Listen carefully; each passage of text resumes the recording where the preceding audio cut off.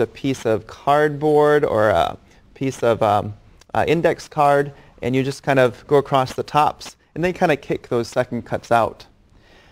Also quite helpful is a pressure hose that I've held back at a certain distance and kind of gave it a couple squirts, and it gives a little bit of pressure on the fleece, not to ruin the integrity of the fleece or push those second cuts in, but it disturbs them and they fly up and they go off the other side of my table. All right. I like to flip the fleece over on the other side just to see what's hiding. You might be able to flip the whole fleece over on your table, or I like to just do also sections like this, and then after I'm done with that section, I might tear it off and have in my mind, okay, this is complete. And I can do this next section. Here's some more guard hair, flipping it over, back around. That looks uniform. Oh, popped out another piece of vegetation.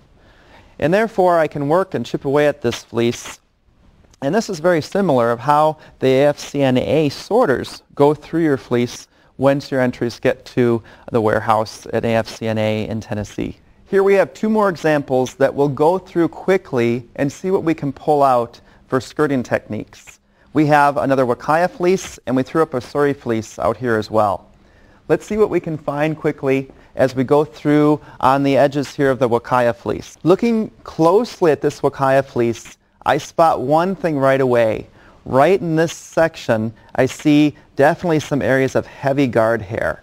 I don't know if, hoping that you can see this and pick this up, that would be in excess, and that's certainly a section that we would want to take out.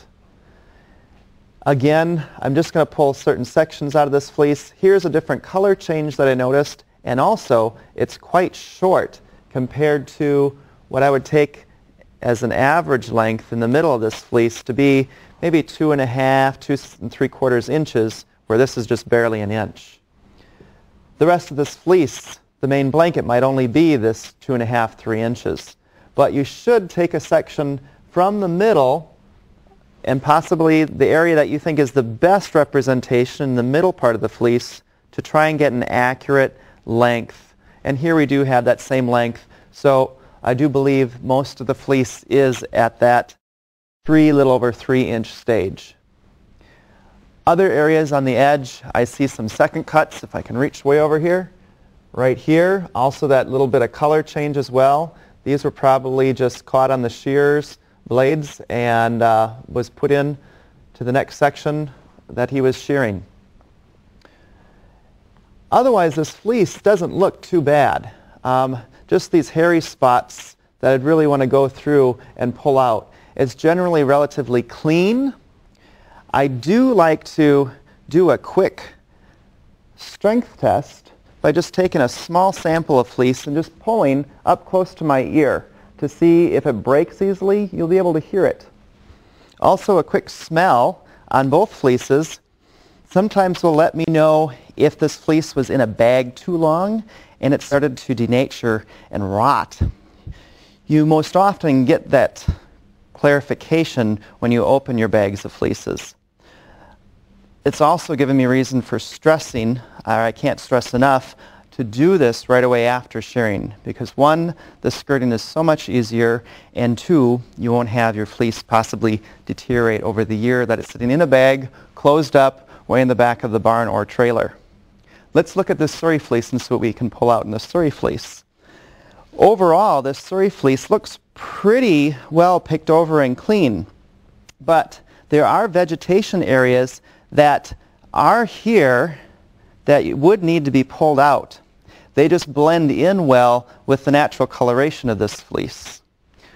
So I'm more suspecting that this fleece has a bit more vegetation than what my outer appearance first looked like, or initially looked at.